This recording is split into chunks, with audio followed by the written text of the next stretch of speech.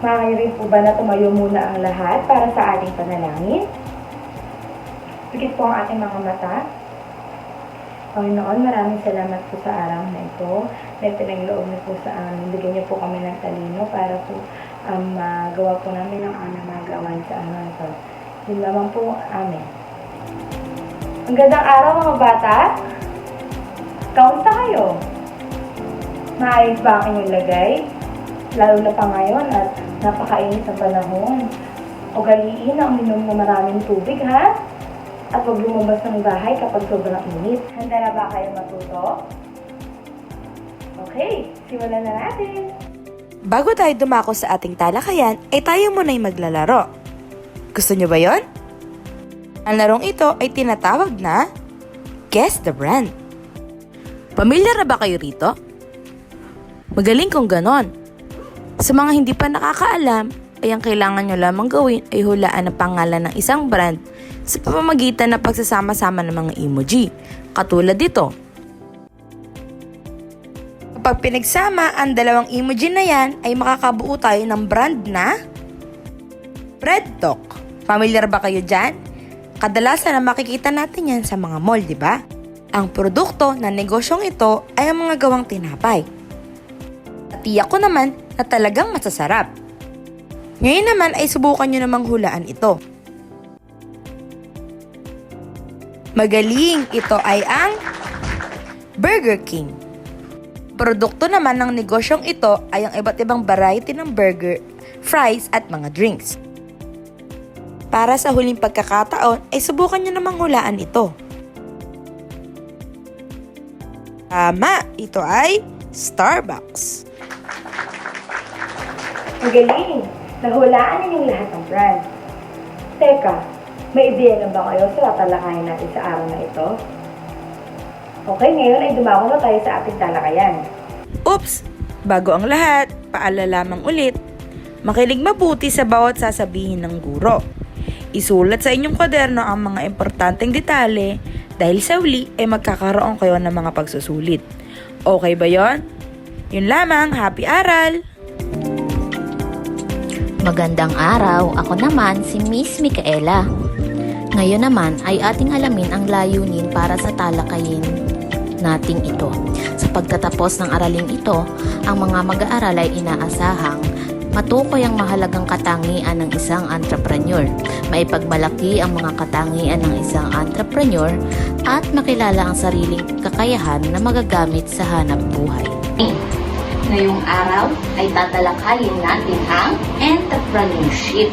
So ano nga ba ang pumapasok sa ating mga isipan pag nababanggit ang salitang entrepreneurship?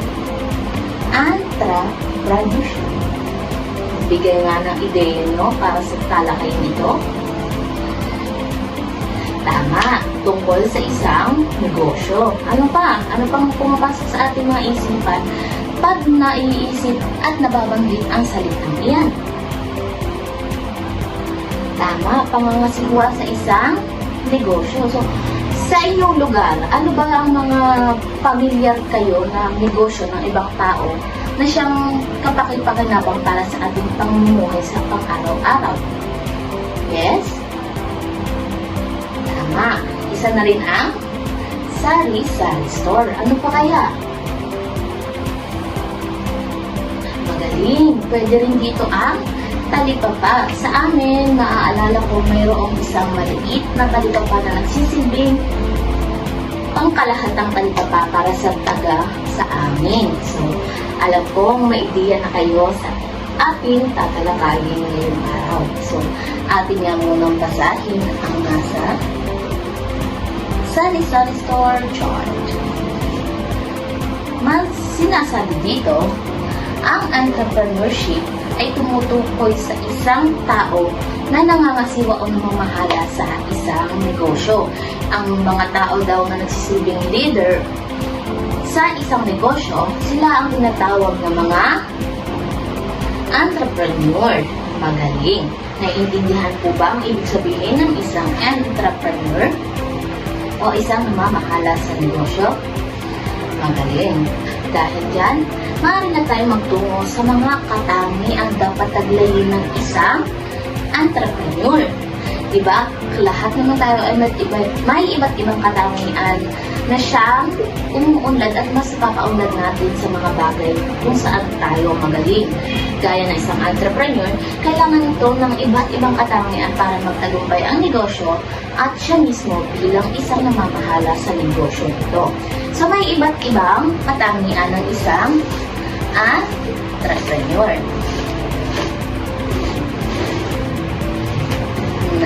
Unang katangian, ang isang entrepreneur daw ay handang makipagsapalaran.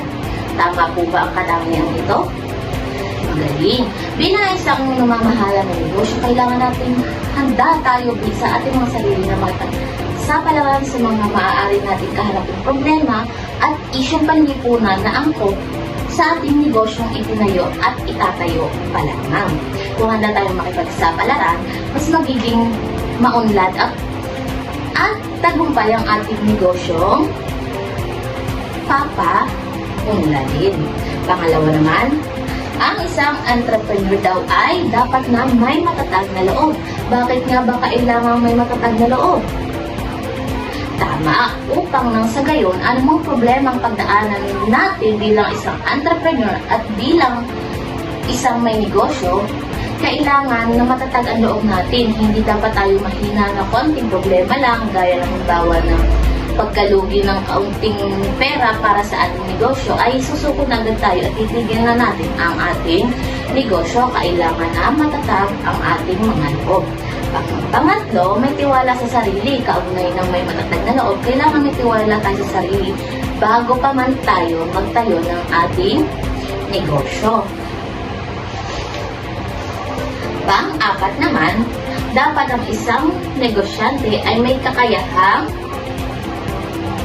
magplano o may kakayahan sa pagpaplano. Sa una pa lamang, kailangan alam na natin ang magiging daloy na ating negosyo, kung sino ang mga target nating consumer at kung ano pa mang mga bagay na maaaring mangyari sa isang negosyo natin o sa negosyong itatayo natin. Pang-lima, dapat ang isang entrepreneur ay magaling sa paggawa ng isang desisyon. Tama ba ito? Sumunod naman, dapat ang isang namamahalang negosyo ay masipag sa lahat ng bagay. Diba? Kahit sino naman kapag may sipag, may makakamtang biyaya na siyang iyong hirapan. Sumunod naman, dapat ay masigasig, marunong lumutas ng suliranin, at naunuwa ng pangangailangan ng ibang tao. Kailangan ang negosyo natin hindi lamang para pang sarili natin, na sa sarili lang natin makaka-apekto at makatutulong, kundi para rin sa mga tatampili, sa mga posibilidad na tumangkilik sa ating negosyo, nang sa gayon ay magiging maunlad ang negosyo itinayo mo. Next naman, handang tumulong sa mga nakakababa sa pamamagitan ng negosyo. Bilang isang negosyante, kailangan na itayo natin negosyo ay yung nakatutulong sa mas nakakababa sa atin, hindi yung mas nakakataas, dahil alam naman natin na kung mas nakakataas ang pipiliin natin mga consumer sa ating negosyo, hindi ganun ka successful ang ating negosyo, dahil nga kailangan natin magsimula muna sa maliit na negosyo. Hindi patok ang namamahaling produkto kung sa magmumula ka sa matataas na consumer pababa. Kailangan alamin muna natin na kung makakatulong ba ito sa mga mababa or kung magiging problema ba ang negosyo natin ito para sa kanila. At ang huli, ang isang negosyante ay hindi mapagsamantala sa pagtataas ng presyo ng mga produkto. Kailangan bilang negosyante, alam pa din natin ang diskarte kung malulugi ba tayo o hindi sa pagtataas ng negosyo. Halimbawa nga ng nangyayari sa ating ngayon sa Pilipinas, tumataas ng mga presyo ng mga produkto.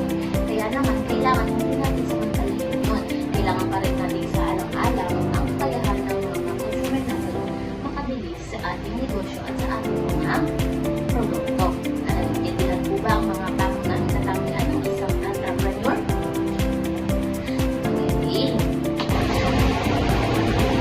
Bilang isang negosyante, meron ding mga paraan upang pangasiwaan ng maayos ang ating negosyo. Ito ay mayroong 5 bahagi. Una, bilang isang negosyante, kailangan na may kasanayan at kaalaman tayo sa ating mga produktong ipinabibili. Kailangan natin sa alang-alang kung para kanino at para saan ang ating mga produktong ipinabibili. Pangalawa, ang pagtitinda ay maaaring simulan sa maliit na negosyo lamang. Kailangan, bilang isang negosyante, hindi lahat ay nagtatagumpay kung nagsimula sa malaki na agad na negosyo. Masasabi ko na kailangan muna, bilang negosyante, kailangan muna natin magsimula sa maliit hanggang sa mapaunlad natin ang ating itinayong negosyo. Kaugnay rin dito, kung malugi ka man, kung maliit ang iyong negosyo at kung malugi ka man, ay maliit lang din ang impact nito sa atin personally at professionally. Isa pa sa mga paraan sa pangasiwa ng negosyo, kailangan ang pagtitipid. Kailangan natin ang tamang balance sa pagtitipid pagdating, lalong-lalo na pagdating sa ating mga bills o bayarin sa ating negosyo. Ang tamang paggamit ng ilaw, kuryente at tubig ay dapat na isaalang-alang. Gayon din ang pagtitipid at pagkakaroon ng malasakit sa ating tindahan, dahil ang pagkakaroon ng malasakit sa ating tindahan ay pagkakaroon na rin ng malasakit sa ating mga mamimili o consumer. Naiintindihan po ba ang mga paraan para pangasiwa ng isang negosyo? Magaling! Para naman sa ating susunod na gawain, narito ang panuto.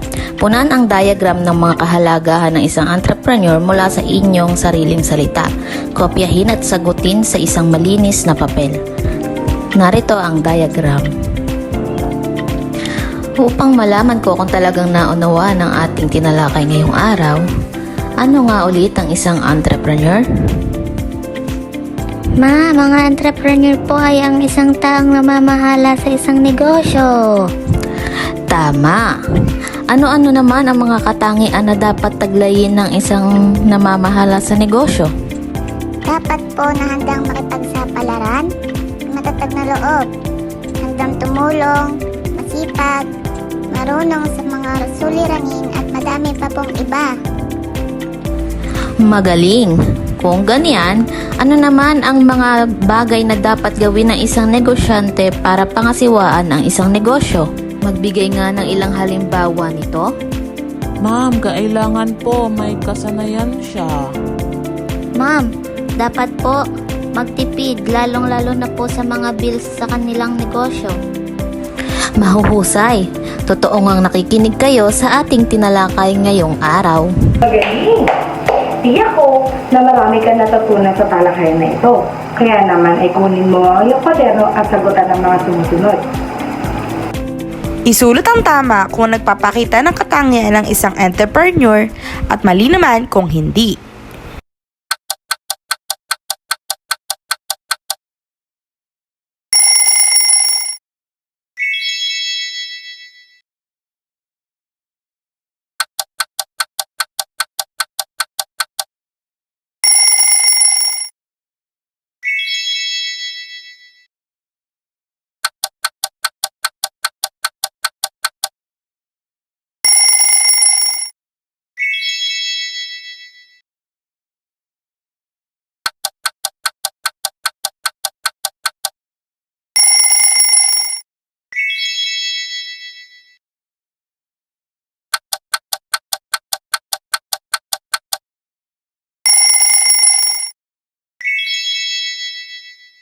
Okay, nakadami ba kayo ng puntos?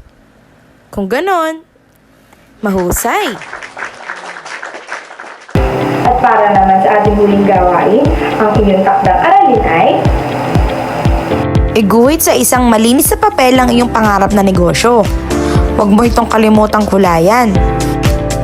Upang markahan ng inyong mga gawa, ay gagamit kami ni Binibining Micaela ng rubrics. At ito ang sumusunod na mga pamantayan. Para sa kalinisan ay may 25 puntos. Para sa pagkamalikhain ay may 35 puntos. At ang panghuli, ang kaangkupan sa konsepto na mayroong 40 puntos. At may kabuang puntos na 100 puntos. At dito na nagtatapos ang aralin natin sa araw na ito. Sana'y marami kayong natutunan. Hanggang sa muli, paalam.